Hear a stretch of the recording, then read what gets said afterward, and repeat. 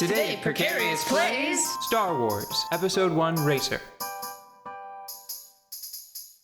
Racing is a weird sport. Yeah. Yeah. Because I was thinking about it while I was playing Motorsport Manager.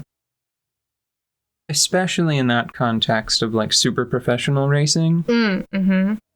They're not really figuring out who the best racer is. I'm sure that's what a lot of the participants are telling themselves. But having like the guts of it revealed, assuming that Motorsport Manager is even a vague approximation of the real thing, you know? Mm-hmm. I don't know to what degree teams actually get to tune their engines and add parts, like how much control they have over that. Mm-hmm. But oh, whoa! Look at that! I was wrong. Wrong about what? Check out the little Oh yeah, the little flappies on the blades. engines. Yeah. Neat. This is now my new favorite racer. Okay. Yeah. Oh boy. Boy, but it handles like a brick. No, it's good. It's good. It's good. It's got it's zippy. Zippy. Yeah, I mean, well, it feels like it's being pushed from behind, which is, Yeah. you know, Well, what's happening. Yeah. That's interesting. So, anyways, Motorsports Manager, you were talking about how it doesn't... If it's even remotely like what real racing teams are like, then it's not so much about the racer. Right. Well, I mean, it's not necessarily determining the best racer every time. Because if you wanted to do that, what you would probably want to do is it would be a time trial sort of deal. Yeah. First off, every racer would go one at a time. Yeah. So we'll start with that. Or at least they would start so far apart from one another that they could not meaningfully interfere with each other. Mm-hmm. Then you'd have to do a fair number of laps to ensure that everybody has like a nice time to like has a chance to warm up, basically. Oof. It doesn't turn super well when it's upright like that. Weird.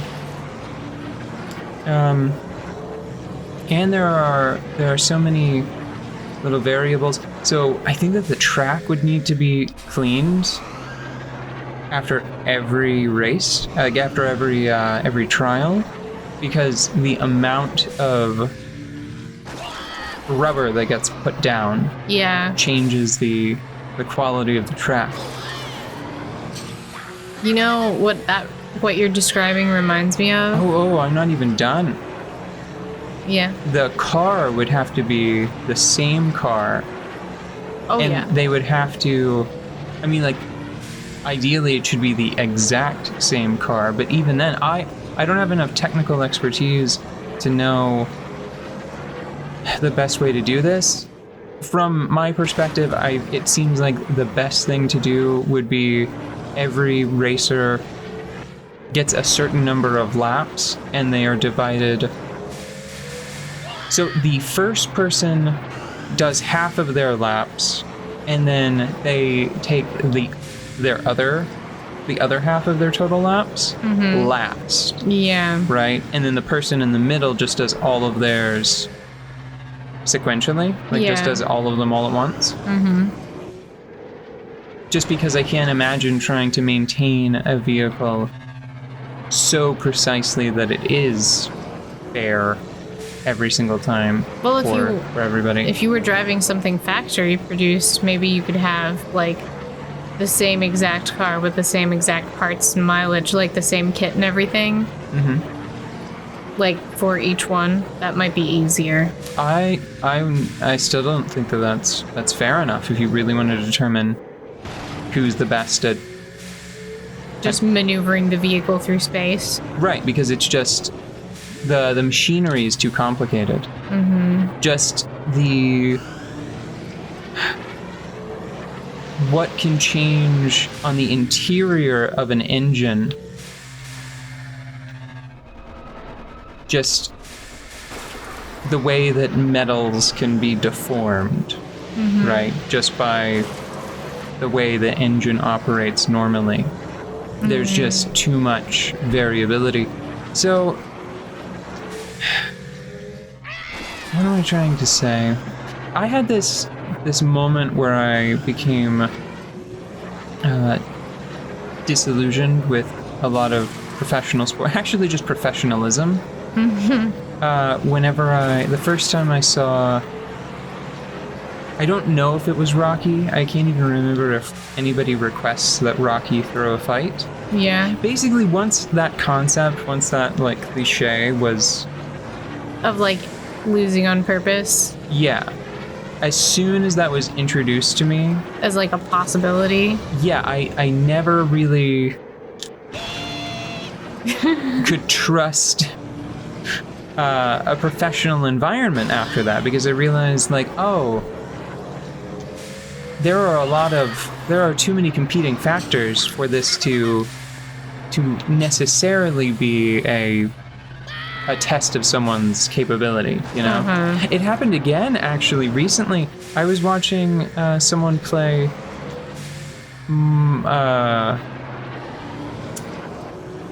is it just called Mario 35, or is it Super Mario 35? It's a Mario Battle Royale that Nintendo made for Mario's 35th anniversary. Yeah. 35 players are all playing the original Super Mario Brothers, a modified version, but basically they're playing... What? Track effects, it's fine. Okay. They are playing a modified version of Super Mario Brothers and trying to outlast everyone else that's playing.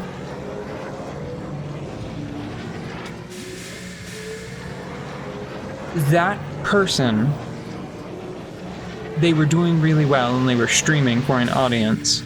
So they decided, like, well, let's up the stakes for the fun of it. I'm going to play this without, I don't remember like the exact self-imposed challenge they did, but just as an example, I'm not going to allow myself to use the roulette feature. I'm only going to play with the items that I get out of boxes in the stages. I'm not going to collect coins and then use them to roll on the random the Mario Kart item box roulette that you can call on. And I thought, like,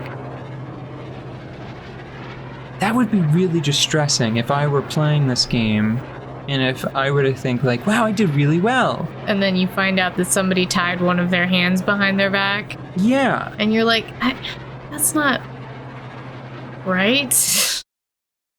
Yeah, it was a moment that made me... I don't really play very many online competitive games anymore. But it was what made me stop playing them. He's so little. You can't even see over the thing. Man, it happened again, didn't it? Other racers did most of the work, and then somebody just swooped in to take the credit right at the end. Yeah. So,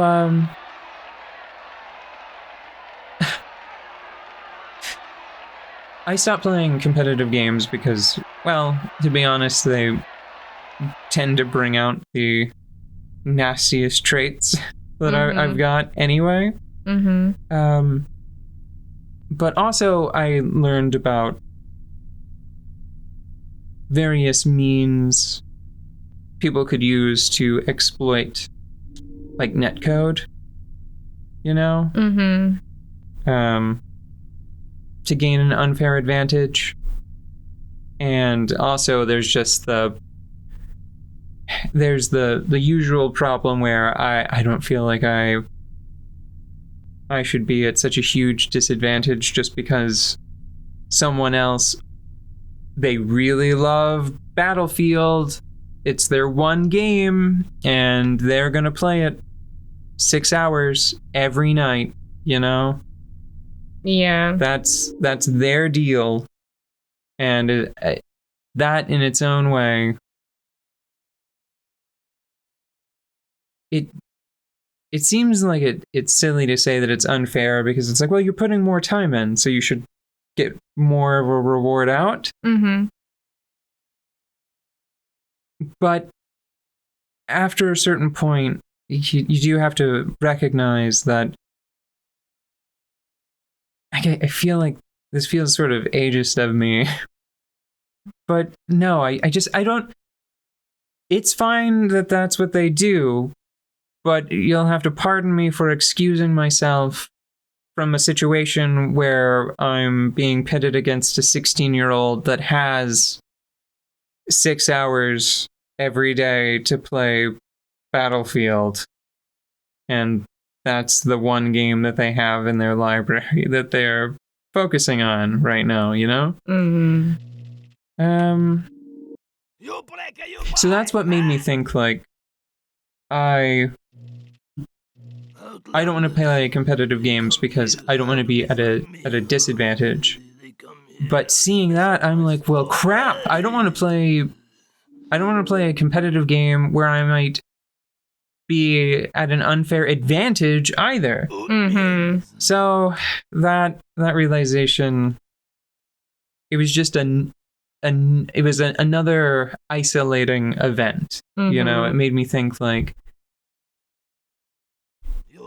man, so not only have I experienced losses that might have been unfair, how many victories have I experienced that weren't fair either? Mm-hmm. So next time we'll beat up on uncaring, unfeeling AI. Hooray! Much nicer.